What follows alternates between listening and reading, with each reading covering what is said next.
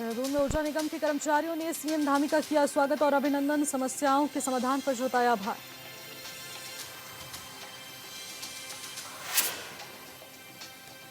ऊर्जा विभाग के अधिकारियों और कर्मचारियों के कामों की सीएम ने करी सराहना। कहा किसी भी मौसम में ऊर्जा निगम समस्याओं को करता है दूर।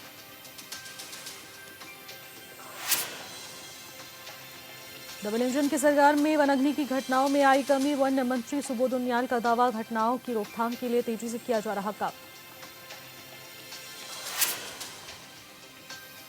चंपावत में परिध्यानी से ओली सड़क का हुआ शिलान्यास। स्थानीय लोगों ने विधायक खुशहाल सिंह अधिकारी का जताया आभार।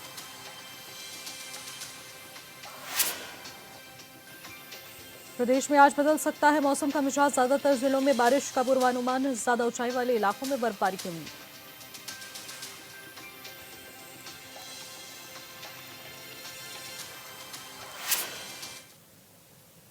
नमस्कार, आप देख रहे हैं हॉर्नबिल टीवी और मैं हूं आपके साथ निशि भाटिया। बुलेटिन की शुरुआत करेंगे उत्तराखंड से आई कुछ खास खबरों के साथ।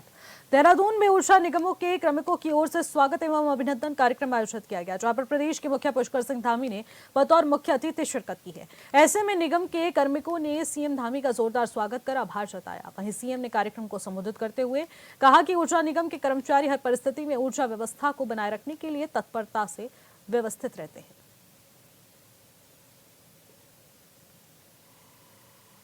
इस अभिनंदन का हकदार अकेला मैं नहीं हूँ, बल्कि उत्तराखंड प्रदेश की 1.25 करोड़ जनता इस अभिनंदन की हकदार है, क्योंकि उन्होंने ही हमें इतनी शक्ति दी है कि हम अपने कार्मिकों की भलाई के लिए काम कर सकें, उसके बारे में निर्णय ले सकें, सकारात्मक चीज़ों को आगे बढ़ा सकें। भाइयों बहनों, आज के इस आधुनिक युग में ऊर्जा के बिना कुछ भी नहीं चल सकता। ऊर्जा नहीं है तो कुछ नहीं है। चाहे तारों में बहने वाली ऊर्जा हो या मनुष्य के जीवन में बहने वाली ऊर्जा हो। जैसे अभी यहाँ से ये बिजली चली जाए तो सब कुछ ठप हो जाएगा कि नहीं होगा? हमारे जो कैमरे से बनाने वाले हैं ये भी ठप हो जाएंगे, इनका भी ठप हो जाएगा।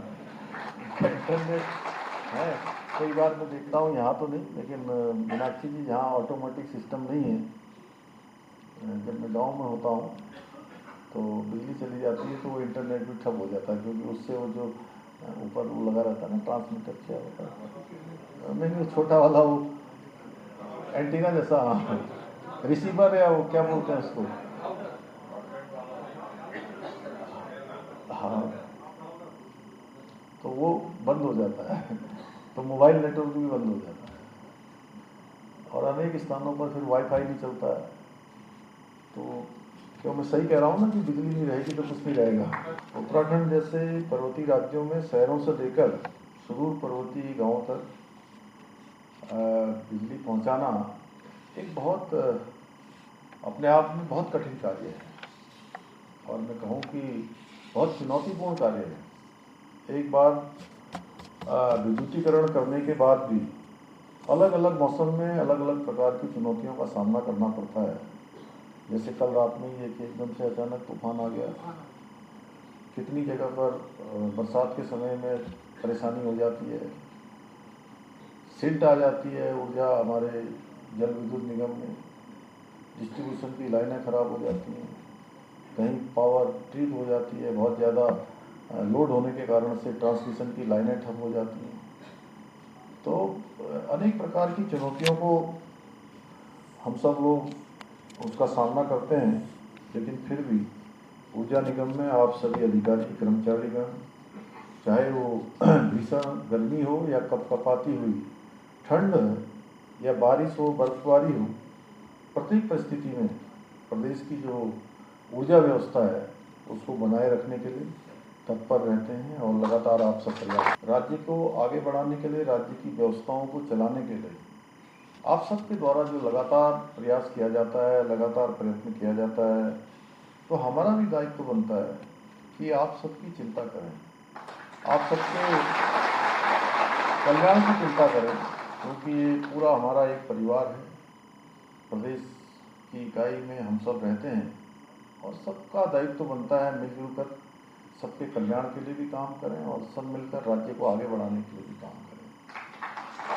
इसलिए आप सभी की मांगों के अनुसार हमने न केवल समयवत वेतनमान की व्यवस्था लागू की, बल्कि नई भर्ती पर मिलने वाली इनिशियल इंक्रीमेंट की व्यवस्था को भी पुनः बहाल करने का कार्य किया है। जब हमने ये निर्णय लिए थे तो किसी पत्रकार भाई ने मुझसे पूछा कि सरकार ये बिजली विभाग के कार्मिकों पर इतना ध्यान क्यों दे रही है। स्वाभाविक सा प्रश्न था। तो मैंने उनसे कहा हमारे तीनों निगमों के जो कार्मिक हैं, वो धूप हो, बरसात हो, रात हो, दिन हो, कोई भी चुनौती हो, अपनी चिंता किए बिना उत्तराखंड को रोशन रखने के लिए जो दिन रात मेहनत करते हैं, उस मेहनत का सम्मान है और उस पर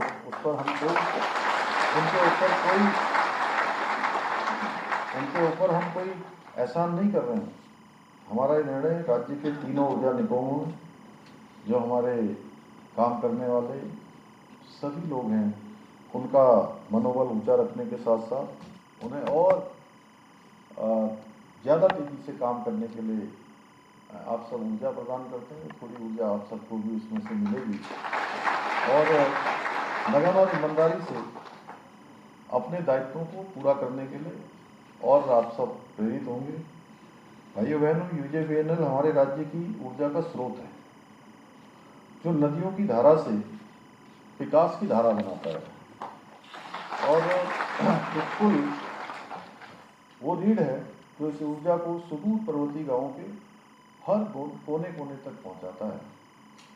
और यूपीसीएल विश्वास की वो डोर है जो हर घर, हर गांव, हर उद्योग को अंधेरे से उजाले की ओर ले जाता है। इन तीनों निगमों की एकता ही उत्तराखंड की शक्ति है। प्रदेश सरकार की ओर से वनाग्नि को लेकर उठाए गए कदमों से प्रदेश में वनाग्नि की घटनाओं में काफी कमी आई है। ऐसे में राज्य के वन मंत्री सुबोध उनियाल ने बताया कि सरकार जन सहभागिता के साथ वनाग्नि की रोकथाम को लेकर कार्य कर रही है। इसी वजह से मौजूदा साल में पिछले साल की सबसे कम वनाग्नि की घटनाएं सामने आई है।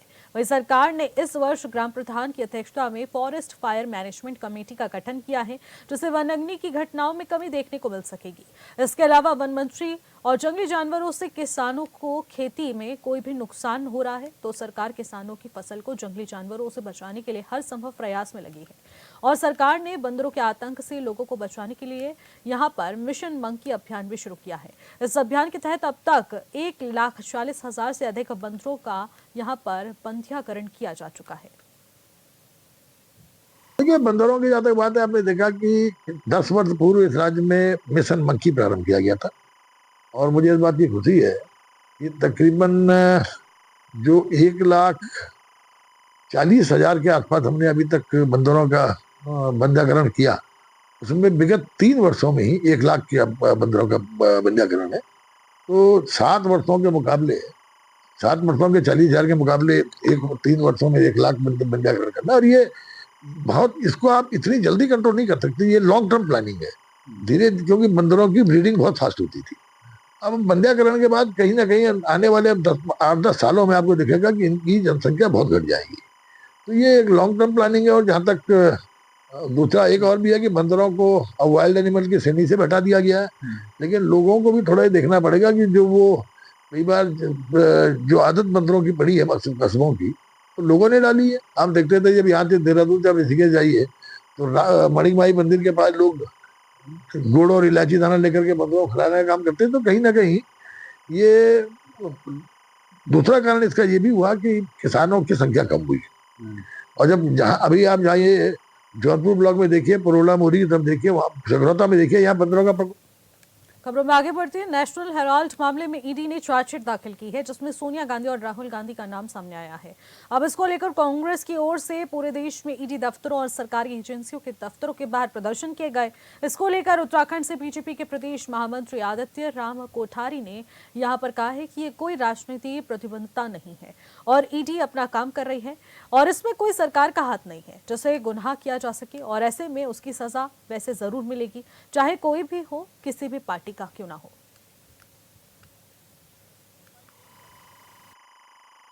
देखिए, नेशनल हेराल्ड मामले में लंबे समय से उसमें शिकायतें मिल रही थी और उसमें जांच हुई है। पूरी तहकीकात करने के बाद इस निष्कर्ष पर पहुंचे हैं कि उस पूरे प्रकरण में राहुल गांधी जी के द्वारा, सोनिया गांधी जी के द्वारा और उनके परिवार के लोग और वरिष्ठ कांग्रेस जनों के द्वारा धोखाधड़ी की गई है, पैसों के लेन देन में हेराफेरी हुई है और यह कोई मनगढ़ंत आरोप नहीं है। जांच करने के बाद यह बात सामने आई है। तो इसमें प्रधानमंत्री नरेंद्र मोदी जी ने, केंद्र सरकार ने इसको बहुत ही सख्ती से लिया है और किसी भी जांच में, किसी भी अपराध में, किसी भी स्तर का कोई भी व्यक्ति हो तो उसके प्रभाव के कारण उसका अपराध खत्म नहीं हो जाता है। अपराधी अपराधी ही रहेगा और सरकार की जिम्मेदारी है कि जितने भी अपराधी हैं उनको सजा दिलाई जाए। मुझे लगता है कि कांग्रेस इस बात को लेकर के जो जांच हुई है, जांच के बाद जो निष्कर्ष आया, इससे आपदा की दृष्टि से बेहद संवेदनशील उत्तराखंड में आपदा से ग्रसित सार्वजनिक संपत्तियों के पुनर्निर्माण में अब तेजी आएगी। इसके लिए कमिश्नर और टीएम के वित्तीय अधिकारी बढ़ा दिए गए हैं। मुख्यमंत्री पुष्कर सिंह धामी की अध्यक्षता में हुई कैबिनेट बैठक में इस प्रस्ताव को हरी झंडी दिखा दी गई है, जिसके चलते अब आपदा पुनर्निर्माण कार्यों के लिए कमिश्नर 1 से 5 करोड़ रुपए तक के प्रस्तावों की वित्तीय स्वीकृति दे सकेंगे। आपदा सचिव विनोद कुमार सुमन ने बताया है कि पहले भी उनके पास 20 से 50 लाख रुपए तक प्रस्ताव को स्वीकृत करने का अधिकार था। इसके अलावा टीएम ने यहां पर 1 करोड़ तक के पदाधिकारी की स्वीकृत कर सकते हैं और साथ ही साथ जबकि पहले उनके पास 20 लाख रुपए तक के कार्यों को स्वीकृत देने का अधिकार था।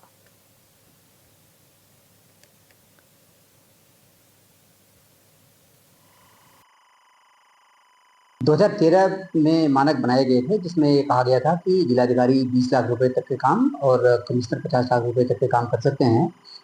क्योंकि अभी भारत सरकार ने आपदा के मद में मानकों में काफ़ी वृद्धि कर दी है, तो ऐसे में प्रोजेक्ट जनपद स्तर पर सेंक्शन होने में थोड़ा सा दिक्कत हो रही थी। इसलिए हमने ऊपर उच्च स्तर पर बात किया तो निर्देश प्राप्त हुए कि आप इसको बढ़ाइए। तो उस क्रम में हम लोगों ने प्रस्ताव कल पुटअप किया और राज्य सरकार ने सहमति दी इसमें, जिसमें हमने प्रस्ताव किया था जिलाधिकारी को 1 करोड़ रुपए तक के काम आपदा से संबंधित प्रस्तावों पर, पुनर्निर्माण के कार्य, और कमिश्नर को 5 करोड़ रुपया।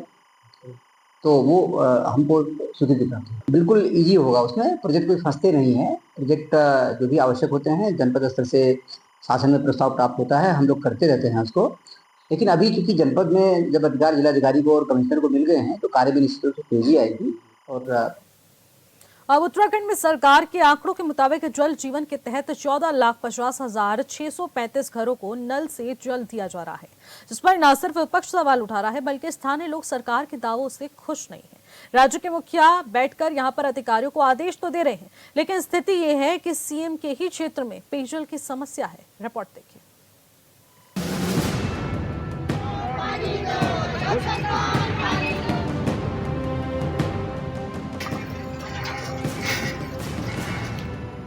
गर्मी बढ़ने के साथ साथ आदर्श जिला चंपावत के लोहाघाट विधानसभा क्षेत्र में पेयजल के लिए हाहाकार मचना शुरू हो गया है। जनता दूर दूर से पेयजल ढोने को मजबूर है, तो वहीं जनता की प्यास बुझाने के लिए केंद्र सरकार ने जल जीवन मिशन योजना के तहत हर घर जल हर घर नल योजना शुरू की थी, जिसे लोगों की आस जगी कि उन्हें अब भरपूर पानी मिलेगा, लेकिन ऐसा नहीं हो पाया।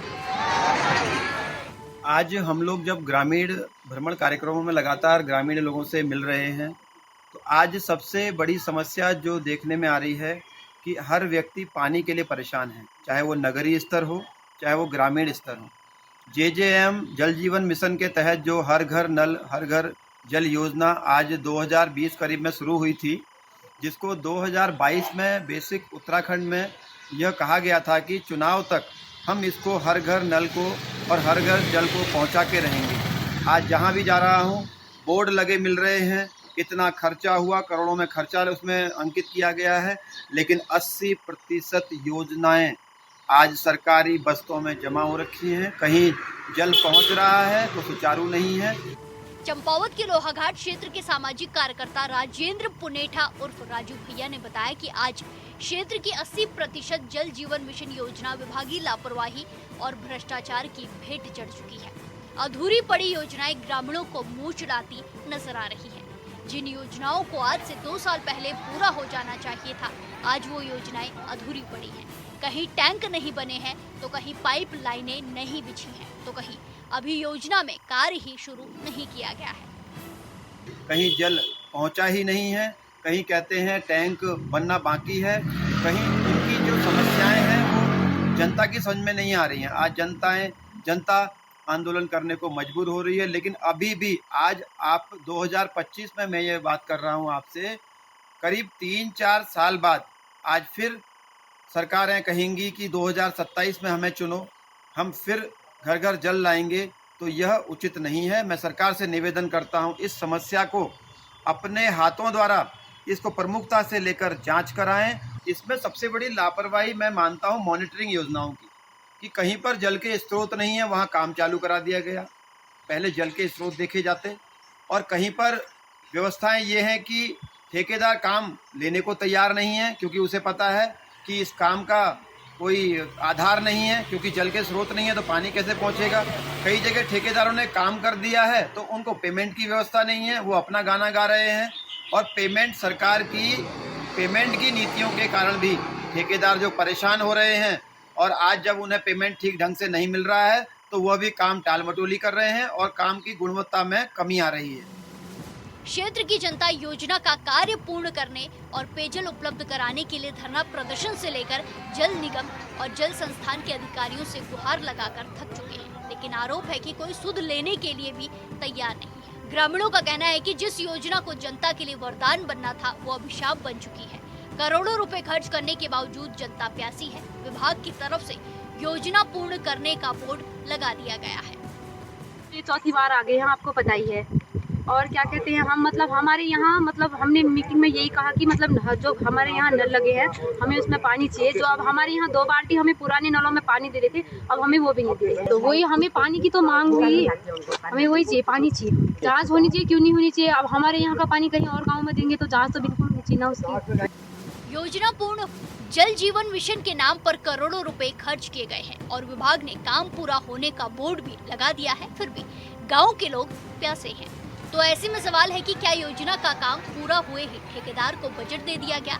सवाल है कि अगर समस्या है तो फिर जिले में बैठे विभागीय अधिकारी क्या सिर्फ एसी वाले चैम्बर में बैठकर आराम कर रहे हैं? कहने को तो राज्य में बीजेपी की डबल इंजन वाली सरकार जीरो टॉलरेंस नीति पर काम कर रही है, फिर ऐसा क्यों है ये समझ से परे है।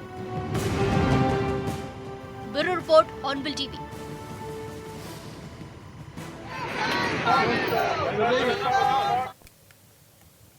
अब देहरादून में और उत्तराखंड में अगर देखा जाए तो मौसम का मिजाज किस तरीके से बदल रहा है वो सभी लोग जानते हैं। उत्तराखंड में एक बार फिर मौसम का मिजाज बदलने वाला है। वहीं कुछ ही दिनों में चारधाम यात्रा भी शुरू होने जा रही है। ऐसे में आगामी दिनों में मौसम का मिजाज कैसा रहेगा, इसको लेकर मौसम निर्देशक विक्रम सिंह ने हॉर्नबिल टीवी से खास बातचीत की है, आप भी सुनिए। उत्तराखंड में मौसम का हाल कैसा रहने वाला है, इसको लेकर जानकारी करेंगे। मौसम वैज्ञानिक हमारे साथ हैं विक्रम सिंह जी। सर, बहुत स्वागत भी है आपका हॉर्नबिल टीवी में। किस तरह का मौसम आगामी दिनों में रहने वाला है उत्तराखंड में, कैसा बताया जा रहा है सर? बिल्कुल, अगर मैं 1 वीक आने वाले तक की बात करूं तो इस समय तापमान अगर देखें तो सामान्य के आसपास है, और फिर इस वीक में जब आप जैसे आगे बढ़ते हैं तो 18, 19, 20 में जो है रेन थंडरस्टॉर्म एक्टिविटी पूरे प्रदेश में ठीक ठाक मिलने वाली है, तो फिर तापमान वापस थोड़े जो है कम होंगे। तो मैं ये कहूँगा कि जो 1 वीक या 10 दिन की आप बात करें तो इसमें तापमान तो सामान्य है, उससे कम ही थोड़े रहने वाले हैं, अधिकतम तापमान विशेषकर। और जो न्यूनतम तापमान वो करीब आप कह सकते हैं कि ज़्यादातर जो है वो सामान्य या उससे थोड़ा अधिक भी रहते हैं, क्योंकि मॉइस्चर जब बढ़ती है तो थोड़ा हायर साइड में जाता है। 17 में अगर देखेंगे तो इसमें भी छुटपुट एक्टिविटी जो है रेन थंडरस्टॉर्म की मिलनी चाहिए, लेकिन जब आप 18, 19, 20 में जा रहे हैं तो अच्छी एक्टिविटी है। प्रदेश में कुछ जगहों तक में 18 तारीख में हल्की से मध्यम में बारिश है या थंडरस्टॉर्म एक्टिविटी है वो देखने को मिलेगी। 19 और 20 में जाएंगे तो ये एक्टिविटी बढ़ेगी, तो पूरे प्रदेश में ज़्यादातर जगहों में 19 तारीख में हल्की से मध्यम तक की जो है रेन थंडरस्टॉर्म एक्टिविटी मिलेगी, और इसी तरह 20 में भी अनेक जगहों तक में मैं बोलूँगा। जहाँ तक फिर वार्निंग की बात, इस दौरान आप देखने जब थंडरस्टॉर्म होता है तो उसमें चाहे तेज़ हवाएँ हैं और कहीं कहीं पर ओलावृष्टि है, ये सब चीज़ें भी देखने को मिलती है। साथ साथ लाइटनिंग है तो उसकी भी घटना एका दुक्का वो मिलती है। तो इसी के लिए एक वार्निंग भी दी जाती है कि इस दौरान जो है इस तरह की एक्टिविटी वो देखने को मिलेंगी। साथ साथ बारिश है वो हल्की से मध्यम तक की मिल सकती है, और इस समय क्योंकि टेम्परेचर ज़्यादा रहते ही हैं और उसकी वजह से जो एनर्जी है एटमॉस्फेयर में वो रहती है, तो आप देखते हैं कि जो डेवलपमेंट होते हैं थंडरस्टॉर्म के कहीं कहीं पर बहुत अच्छे डेवलपमेंट हो जाते हैं, और उसकी वजह से तेज़ बारिश जो है कम समय में ही जो है वो मिलती है। तो पहाड़ों में इस तरह की जब एक्टिविटी मिलती है वो कहीं ना कहीं घाट गधेरों में फिर जो है उसकी वजह से पानी एकदम बढ़ जाता है। तो लोगों को चाहिए कि जब वार्निंग है, रेन थंडरस्टॉर्म एक्टिविटी होने वाली है, तो घाट गधेरों के आसपास भी जो है एकदम ना रहें, क्योंकि आपको नहीं पता कि कुछ दूरी में किस तरह की एक्टिविटी होने वाली इस दौरान, और उसकी वजह से एकदम जो है जो जल स्तर है वो बढ़ सकता है। तो घाट गधेरों के आसपास से नालों के आसपास ना रहें, थोड़ा सेफ जगह में रहें। जब एक्टिविटी रहे, विशेषकर जब एक्टिविटी चल रही है तो थोड़ी देर आप इंतज़ार करें। इसमें बचने का यही एक तरीका है कि जब रेन थंडरस्टॉर्म एक्टिविटी कहीं चल रही है तो आप सेफ जगह में, शेल्टर में रहें थोड़ी देर। जब ये एक्टिविटी आधे 1 घंटे में ख़त्म हो जाती है किसी लोकेशन पे, तब आप आगे बढ़ सकते हैं। तो इस तरह की चीज़ें हैं, अगर थोड़ा आप ध्यान देंगे तो मैं समझता हूँ फिर परेशानी से बचा जा सकता है। अच्छा, क्योंकि सर उत्तराखंड में चारधाम यात्रा भी शुरू होने वाली है, ऐसे में क्या माना जाए कि ऐसे में जो श्रद्धालु आएंगे उनको किन बात का विशेष ध्यान रखने की भी ज़रूरत है, क्योंकि मौसम का बदलाव अक्सर देखा जाता है उत्तराखंड में? बिल्कुल, श्रद्धालु हर साल ही आते हैं, आना चाहिए, और मौसम की जो जानकारी वो लेके जाएं, तो अगर वो उनके पास इन्फॉर्मेशन रहेगी तो अपने यात्रा को ठीक से मैनेज कर पाएंगे और परेशानी से भी बच सकेंगे।